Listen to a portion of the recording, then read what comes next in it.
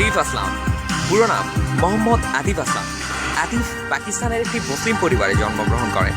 তিনি একাধারে একজন প্লেব্যাক সিঙ্গার, মিউজিক কম্পোজার এবং চলচ্চিত্র অভিনেতা। তার অভিনীত প্রথম পাকিস্তানি মুভির নাম বোল এবং তার বিপরীতে অভিনয় করেন পাকিস্তানের জনপ্রিয় অভিনেত্রী মাহিরা খান।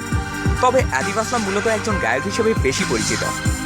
আতিফ আমাদেরকে উপহার দিয়েছেন আদাত, ও লাম্হে, তেরে লিয়ে, ও সাথী, জিনা জিনা, দেখতে দেখতে সহ আরও সব সুপারহিট গান। তার জনপ্রিয়তা শুধু পাকিস্তান ভারতই নয়, ছড়িয়ে পড়েছে উপমহাদেশেও, এমনকি বাদ যায়নি বাংলাদেশেও। আতিফ ভক্তদের মনে আতিফের ভালোবাসা ছড়িয়ে দিতে এবং আদিস পাওয়ারকে আরও মজবুত করতে অক্লান্ত পরিশ্রম করে যাচ্ছেন বেঙ্গলি ফ্যান অফ আতিফ আসলামের দুই বাংলাদেশি ফ্যান কামরুল হাসান ইমন এবং আব্দুল আরিস।